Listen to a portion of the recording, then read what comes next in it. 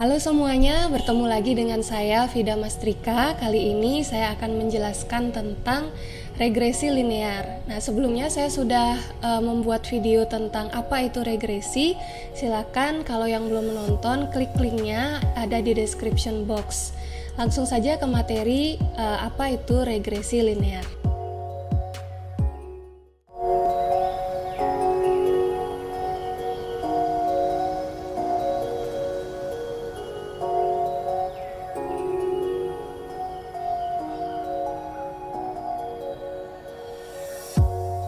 Sekarang kita lanjut ke materi yang lebih detail tentang simple linear regression atau regresi linear sederhana. Pada video sharing sebelumnya telah dijelaskan tentang simple linear regression itu jika variabel independen tunggal digunakan untuk memprediksi nilai variabel dependen yang numerik ya. Digunakan jika ada hubungan antara dua variabel. Contohnya adalah pendapatan dan pengeluaran atau gaji dan jenis kelamin, dan untuk memprediksi data di masa depan. Di sini kata kuncinya adalah satu independen variabel ya. Jadi kalau satu independen variabel itu pasti masuk di simple linear regression. Nah, variabel terdapat dua jenis variabel seperti yang sudah saya jelaskan di video sebelumnya. Ada yang namanya variabel dependen, ada yang namanya variabel independen. Dependent variabel ini adalah variabel yang akan kita cari nilainya atau kita sebut dengan target ya.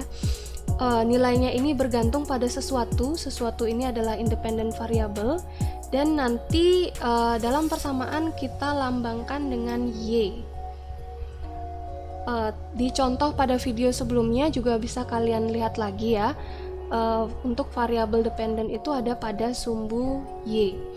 Selanjutnya independent variable ini kita sebut juga dengan prediktor atau nilai yang nanti bisa menjelaskan atau mempengaruhi nilai dari targetnya ya.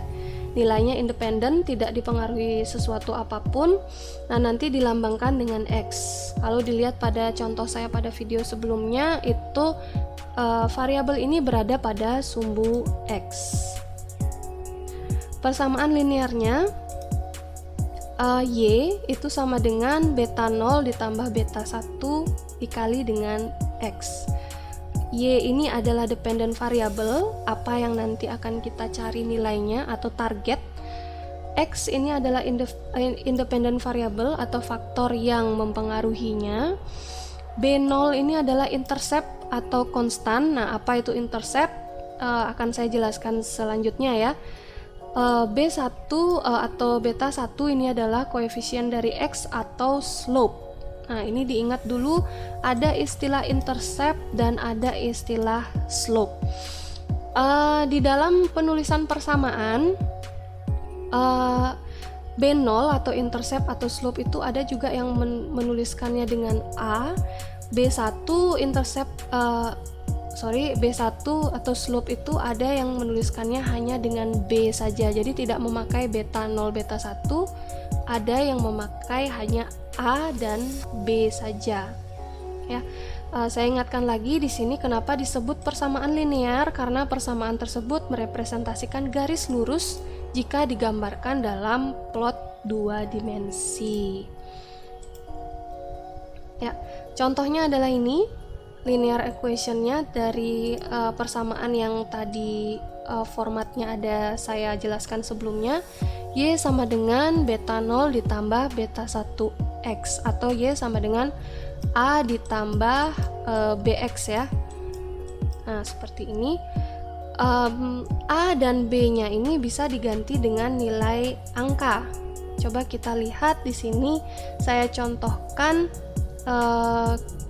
nilai dari A atau B0 itu adalah 4, nilai dari B atau beta 1 itu adalah 2. Oke. Angka 4 di sini artinya adalah jarak dari garis horizontal di sumbu X ini ke garis vertikal tempat pemotongan antara garis sumbu Y dengan garis yang kita buat di sini ya. Jadi perpotongannya di sini dia tepat berada di angka 4, berarti di sini adalah nilai dari nilai variabel A atau dari nilai variabel beta 0. Dengan kata lain, jika nilai X-nya sama dengan 0, jadi di sini X sama dengan 0, berarti nilai Y sama dengan 4. Ya. Angka 2 di sini adalah slope. Ya. Slope itu artinya adalah setiap kenaikan dari 1 unit X, itu nilai Y akan naik 2 kali lipat. Nah, tadi ada dua istilah ya, ada intercept, ada slope. Nah, yang ini adalah intercept A atau beta 0, dan slope itu adalah B atau beta 1. Coba kita lihat di gambar berikutnya. Nah, ini dia. Untuk yang beta 0 itu sama dengan 4. Itu adalah jarak dari garis horizontal sumbu X sampai ke perpotongan garis yang kita buat dengan sumbu Y. Nah, kalau misalnya ada di angka 4, berarti nilai beta 0-nya adalah 4. Slope itu adalah pertambahan ya. Di sini beta 1 adalah 2. Kita lihat jika nilai X itu bertambah dari 2 ke 4 di sini, pada di sini 2 ke 4 dengan nilai slope sama dengan 2, berarti nilai Y itu akan bertambah 2 kali lipat. Ya, di sini nilai slope-nya sama dengan 2, di sini nilai X-nya bertambah dari 2 ke 4 berarti sama dengan 2, nilai Y-nya akan bertambah 2 kali lipat, berarti bertambah 4 unit ya. Dari 8 ke 12 di sini bertambah 4 unit. Nah, itu dimaksud dengan slope. Oke. Nah, selanjutnya bagaimana jika kita mengubah intercept atau nilai dari beta 0 ini, bagaimana jadinya? Nah, contohnya adalah seperti ini.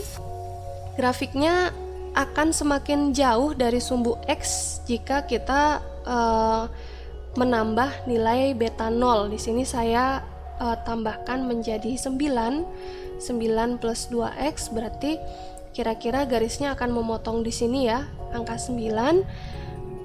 Jadi dia akan tambah jauh dari garis horizontal sumbu X. Nah, bisa juga garis berpotongan di sumbu Y negatif seperti garis yang ketiga di sini yang berwarna ungu, sehingga garis yang terbentuk seperti ini. Jadi memotong di minus 2 pada sumbu Y dan garisnya menjadi seperti ini. Jadi dia dari bawah sini ya, dia memotong di nilai minus 2 pada sumbu Y. Bagaimana jika kita mengubah slope-nya? Nah, kita mengubah slope berarti mengubah kemiringan dari garisnya itu ya. Garis awal kita adalah Y sama dengan 4 plus 2X, adalah garis yang ini, yang warnanya merah di sini. Nah, kita misalnya tambah slope-nya menjadi 5X. Itu garisnya menjadi seperti ini, tambah curam ya. Slope-nya menjadi tambah curam seperti ini. Kalau misalnya kita samakan nilai slope-nya sama dengan 0, seperti yang ini, Y sama dengan 4 ditambah 0X, berarti Y sama dengan 4, hasilnya adalah garis lurus seperti ini. Nah, dengan nilai negatif, Y sama dengan 4 dikurangi 3X, berarti garisnya akan seperti ini. Seperti yang garis biru muda ini ya. Oke, selanjutnya, nah, seperti yang kita lakukan di video sebelumnya saat kita memperkirakan jumlah lulusan, ya, true values di dalam data yang nyata itu tidak akan selalu mengikuti garis lurusnya ya, tetapi hanya mendekati garis lurusnya saja. Jadi titik-titik biru ini adalah true values-nya, dia mendekati garis peramalan kita atau garis dari linear equation kita. Tidak semuanya true values berada tepat di garis ini. Nah, itu adalah error atau kesalahan dari linear equation yang kita tentukan. Nah, error ini pasti ada. Yang kita lakukan nanti adalah memperkecil nilai dari errornya. Jadi garis yang kita tentukan atau persamaan linear yang kita tentukan ini harus dengan error yang terkecil. Nah, ini selanjutnya ada simple linear regression model. Karena tadi saya jelaskan ada error ya, berarti dalam persamaan tersebut seharusnya di sini juga akan mempertimbangkan errornya ya. Jadi saya lengkapi persamaan yang tadi sudah saya berikan di awal. Ada Y ditambah beta 0 ditambah beta 1X ditambah dengan error. E-nya itu adalah error.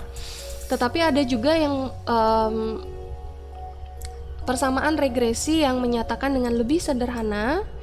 Seperti yang saya ceritakan juga tadi, berarti beta 0-nya itu tidak dilambangkan dengan interceptnya itu tidak dilambangkan dengan beta 0 tapi dengan A, dan slope-nya itu tidak dilambangkan dengan beta 1 tetapi B. Nah, ini sama saja ya. Dan di sini tidak memperhitungkan errornya. Yang ini yang lebih sederhana ya, tidak memperhitungkan error dan mungkin menggunakan huruf-huruf yang lebih sering kita lihat seperti A dan B.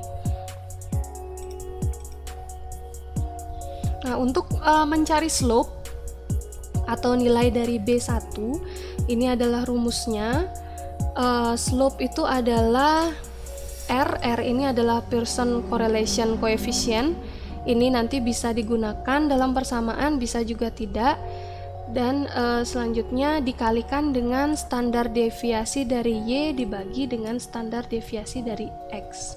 Ada juga yang menuliskan lebih sederhana seperti ini ya.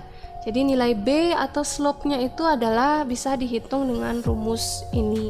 Nah, mungkin di sini terlihat agak ribet ya, tapi setelah nanti kita lihat di data dan bagaimana caranya kita menghitung datanya itu, ini akan menjadi rumus yang sederhana. Nanti akan kita langsung lihat di contoh soal saja ya. Oke, Pearson correlation tadi nilai R yang saya ceritakan di sebelumnya, yang ini bisa dihitung dengan rumusnya ini. Untuk rumus yang untuk contoh soal yang ada menghitung tentang Pearson correlation itu nanti ada di link di description box ya. Pearson correlation ini menyatakan kuat atau tidaknya hubungan antara dua variabel ya, dua variabel ini ya, yang dalam analisis regresi itu kuat atau tidak hubungannya itu dihitung dengan Pearson correlation. Nah, jika nilai Pearson correlation ini kita kuadratkan, R kuadrat nilainya akan menjadi koefisien determinasi regresi. Ini nilai yang menunjukkan seberapa besar pengurangan variasi dalam variabel Y atau variabel dependent saat satu atau lebih variabel X atau variabel independen itu masuk ke dalam model regresi. Nah, untuk contoh soalnya itu ada link yang saya tulis di description box ya. Selanjutnya ada intercept atau regression line. Intercept dari regression line itu rumusnya adalah seperti ini. Dicari dengan mean atau rata-rata dari Y dikurangi dengan nilai slope dikali dengan rata-rata dari X. Ada juga yang menuliskan persamaannya seperti ini ya. Oke, langkah-langkah untuk analisis regresi linear sederhana ada 7. Yang pertama, kita harus menentukan tujuan dari analisis regresi linear sederhananya. Setelah itu kita harus identifikasi prediktor yang mana, targetnya yang mana. Setelah itu melakukan pengumpulan data dalam bentuk tabel. Nah, bentuk tabel ini nanti akan sangat membantu kita untuk mencari nilai-nilai yang tadi ada pada rumus yang terlihat sangat ribet itu ya. Dengan bentuk tabel, nilai-nilai tersebut akan gampang sekali kita cari nilainya, apalagi kalau kita menghitung dengan Excel, itu bisa langsung kita cari nilainya. Setelah itu menghitung X kuadrat, XY, dan total dari masing-masingnya. Ini untuk kita masukkan ke dalam rumus yang tadi. Setelah itu kita bisa menghitung A dan B, intercept dan slope-nya ya. Setelah itu kita bisa membuat model persamaan dari garis regresinya. Setelah kita menemukan persamaannya, kita akan bisa melakukan prediksi berdasarkan persamaan yang telah didapatkan. Oke, supaya lebih jelas, kita lihat contohnya ya. Ini contohnya saya ambil dari website ini yang sudah saya cantumkan di sini, dan ada juga linknya di description box di bawah ya. Contoh soal ini dapat dipecahkan menggunakan regresi linear sederhana. Nah, data yang disajikan dalam bentuk tabel, di mana X ini merupakan umur mobil dalam tahun, berarti ini umurnya 5 tahun, ini 4 tahun, 6 tahun, dan seterusnya. Yang Y ini adalah harga mobil dalam $100, berarti kalau 85 berarti ini 8.500 ya. Itu untuk memudahkan perhitungan, di sini sudah ada hasil X dikali Y, jadi ini X dikali dengan Y, itu hasilnya adalah ini. Hasil X kuadrat itu juga sudah ditentukan, berarti ini adalah sama dengan 5 kuadrat. Dan di bawah ini juga sudah ditentukan hasil sum-nya ya.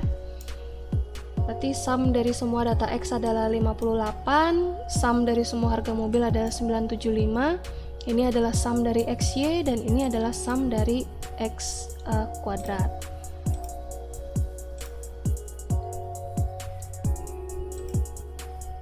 Oke. Nah, ini selanjutnya ada perhitungan B1. Nah, seperti langkah yang tadi, yang awal kita tentukan itu adalah nilai dari slope-nya ya. Pada tabel tadi sudah ditampilkan kalau sum dari X itu 58, sum dari Y itu 975, sum dari perkalian XY adalah 4732, dan sum dari X kuadrat adalah 326. Untuk perhitungan slope itu kita memakai rumus yang sederhana, yaitu standar deviasi XY dibagi dengan standar deviasi S ya. Dicari dengan rumus sum X kuadrat dikurangi sum X kuadrat dibagi dengan N atau jumlah data ya. Jadi ini 326 dikurangi 58 kuadrat dibagi 10. Oke. Jadi hasilnya adalah 20,182. Setelah itu kita hitung juga standar deviasi XY-nya dengan rumus ini. Ya. Oke, hasilnya adalah minus 408,909. Hasil B-nya tinggal dibagi XY dibagi dengan XX ini. Jadi minus 408 dibagi 20, hasilnya adalah minus 20,26. Oke, kita sudah dapat nilai B1-nya atau beta 1. Selanjutnya kita cari nilai beta 0. Yang ini tadi sudah ada dalam tabel ya. Beta 0 kita menggunakan rumus ini. 1/n, n-nya ini adalah jumlah datanya adalah 10. Kita gunakan ini yang sudah ada di tabel yang tadi kita hitung ya. Setelah itu kita masukkan nilai beta 1 dari perhitungan tadi, dan ada sum dari X. Setelah didapat perhitungan, nilai akhirnya adalah 195,47. Nah, persamaan regresinya kita sudah tentukan tadi, nilai B0-nya adalah 195,47. Tinggal dimasukkan di sini saja. kita tahu nilai beta 1-nya adalah minus 20,26. Kita tinggal masukkan saja, kita ganti variabelnya dengan angka yang kita sudah temukan tadi. Nah, dari hasil estimasi yang diperoleh dapat disimpulkan bahwa setiap umur mobil bertambah 1 tahun, maka harga mobil tersebut akan turun sebesar $2.026 ya. Ini 20,26 kita lihat, kita ingat tadi di tabelnya itu dalam ratusan dolar ya. Jadi ini dikali 100 hasilnya adalah $2.026.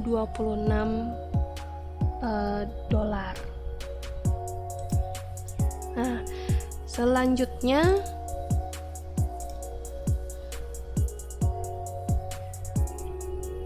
kita langsung ke multiple linear regression. Nah, kalau yang mau mencari sumber lengkap dari contoh yang tadi saya gunakan, silahkan klik link di description box ya. Untuk yang multiple linear regression ini berbeda dengan yang simple. Tadi mungkin di awal sudah saya sebutkan juga, kalau yang multiple ini berarti variabel x-nya itu lebih dari 1 ya. Ini menjelaskan hubungan antara satu variabel terikat atau target y dengan 2 atau lebih variabel bebas atau prediktor ya. Jadi variabel bebasnya itu lebih dari 1 ya. Tujuannya untuk sama memprediksi nilai variabel terikat atau target y apabila nilai-nilai variabel bebasnya itu diketahui, dan juga untuk mengetahui hubungan antara variabel bebas dan terikat. Bentuk umum dari persamaannya ini sama seperti tadi. Kalau misalnya simple linear regression itu hanya sampai sini saja ya, tapi karena di sini variabel prediktornya banyak, berarti kita tambah ini untuk prediktor yang lainnya yang lebih dari 1. Oke. Kalau misalnya hanya 2 prediktornya, berarti persamaannya hanya sampai di sini saja ya. Untuk apa itu A dan B itu sama dengan yang tadi. Yang ini B untuk yang X1, yang ini B yang untuk X2 dan seterusnya. Ya. Oke, karena ini rumusnya untuk menentukan nilai A, B1 dan B2 itu terlihat sangat ribet ya. Jadi di sini ada cara yang lebih gampang untuk menghitung nilai A, B1 dan B2, yaitu dengan matriks ini ya. Matriks yang ini digunakan untuk menentukan nilai A, matriks yang ini untuk nilai B nantinya, dan matriks H ini untuk nantinya akan dikalikan dengan nilai A ya. Jadi A ini matriks yang diketahui, B itu adalah vektor kolomnya yang tidak diketahui. Nanti nilai-nilai A, B1 dan B2 itu ada di matriks B, dan H ini adalah vektor kolom yang nilainya diketahui ya. Ini nanti hasil-hasilnya seperti biasa akan kita hitung di dalam tabel ya. Variabel B dapat diselesaikan dengan cara seperti berikut ya. B sama dengan A pangkat min 1 dari matriks itu adalah inverse dikali dengan H. Jadi inverse dari matriks A itu dikali dengan matriks H, itu kita akan dapatkan matriks B. B0 ini adalah nilai A, ini adalah nilai B1, ini adalah nilai B2. Nanti nilai-nilai ini bisa langsung dimasukkan ke dalam persamaan dan kita sudah mendapatkan persamaan regresinya. Langkah-langkahnya dari regresi linear berganda mirip dengan regresi linear sederhana. Yang kita harus tentukan tujuan dulu, kita setelah itu identifikasi prediktornya mana, targetnya mana.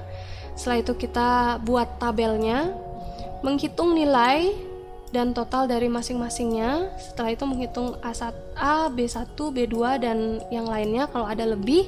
Setelah itu kita menentukan model persamaan, dan dari persamaan kita bisa melakukan prediksi ya. Oke. Contohnya ini juga saya ambil dari website yang sama, silakan diklik linknya pada description box kalau ingin melihat contoh lengkapnya. Di sini dalam suatu penelitian yang dilakukan terhadap 10 rumah tangga yang dipilih secara acak, diperoleh data pengeluaran untuk pembelian barang-barang tahan lama per minggunya, yaitu kita sebut dengan Y. Berdasarkan pendapatan per minggu yaitu X1 dan jumlah anggota rumah tangga atau X2. Berarti di sini prediktornya ada dua, yaitu pendapatan per minggu dan jumlah anggota rumah tangga. Yang akan kita cari adalah pengeluaran untuk pembelian barang-barang tahan lama per minggunya ya. Oke. Nah, ini adalah tabelnya. Seandainya satu rumah tangga mempunyai X1 dan X2 ya, masing-masing 11 dan 8. Ini soalnya ya, maksudnya ya, yang mana yang nilainya akan kita cari, X1 dan X2. X1 nya adalah 11 dan 8. Berapa besarnya nilai Y, jadi artinya berapa ratus rupiah rumah tangga yang bersangkutan akan mengeluarkan biaya untuk pembelian barang-barang tahan lama. Ini adalah hasil penelitiannya. Dalam 10 rumah tangga yang dipilih secara acak, diperoleh data pengeluaran untuk pembelian barang tahan lama. Ini dia ya, datanya. Ini dalam ratusan rupiah per minggunya. Yang X1 ini adalah pendapatan per minggu, dan ini adalah jumlah anggota rumah tangga. Oke, kita olah dulu datanya seperti yang tadi. Kita olah datanya, kita cari sum dari Y-nya berapa, sum dari X1, X2, kuadratnya, sum dari kuadratnya, sum dari X1, X2, sum dari X1Y dan X2Y. Nah, ini semuanya akan kita gunakan di dalam pencarian nilai A, B1, dan B2. Nah, matriksnya ini langsung kita masukkan nilai-nilai yang kita hitung tadi ya. Untuk matriksnya ada di beberapa slide sebelumnya. Nah, matriksnya ada sama dengan ini. Bagaimana cara kita mencari nilai A, B1, dan B2 itu dengan menggunakan mencari nilai matriks B dengan menginverskan nilai matriks A dan dikalikan dengan matriks H. Dari nilai-nilai tadi yang ada pada tabel, kita sudah langsung mengetahui nilai matriks A itu berapa, nilai matriks H itu berapa, dan kita langsung inverse matriks A dan dikalikan dengan matriks H, itu nilainya adalah seperti ini. Jadi nilai B sudah kita temukan di sini. Ini adalah nilai A, ini adalah B1, dan ini adalah B2. Langsung bisa kita masukkan ke persamaan regresinya. Jadi persamaannya seperti ini ya. Ini adalah nilai A, ini adalah nilai B1, ini adalah nilai B2. Jadi setiap kenaikan pendapatan per minggu sebesar 1.000, maka akan menaikkan pengeluaran untuk pembelian barang-barang tahan lama per minggu sebesar Rp322,1 dengan asumsi jumlah anggota keluarganya tetap. Demikian juga jika jumlah anggota rumah tangga bertambah 1, maka akan menaikkan pengeluaran untuk pembelian barang-barang tahan lama per minggu sebesar Rp45,1 dengan asumsi pendapatan per minggu tetap. Nah, ini konstanta A-nya ya, nilainya langsung dimasukkan di situ. Oke. Nah, prediksinya tadi, soalnya tadi, ketika suatu rumah tangga memiliki pendapatan per minggu sebesar 11.000 dengan jumlah anggota rumah tangga sebanyak 8, maka pengeluaran untuk pembelian barang-barang tahan lama per minggu sebesar 4.427,2 ya. Langsung dimasukkan saja ke persamaannya. 11.000-nya masuk ke sini, 11, dan 8-nya masuk ke sini, tinggal dikalikan saja ya. Jadi 5.000 ditambah 3.000 dikali 11 ditambah 0,451 dikali 8, hasilnya adalah sekian ya. Jadi nilai prediksinya adalah sebesar ini. dan nanti nilai Y-nya ini dikali 100 ya, karena satuannya di dalam tabelnya dikurangi ya. Jadi ini dikalikan dengan 100. Nah, gimana materi tentang regresi pada video saya di part 1 dan part 2? Untuk yang ingin belajar lebih banyak, link dari materi-materi yang saya gunakan untuk pembuatan video ini semuanya ada di description box. Contoh dari contoh soal yang lain juga ada linknya di description box, silakan diklik. Semoga ilmunya kali ini bermanfaat buat kalian semua. Tetap belajar ya, sampai ketemu di video saya yang lain. Bye.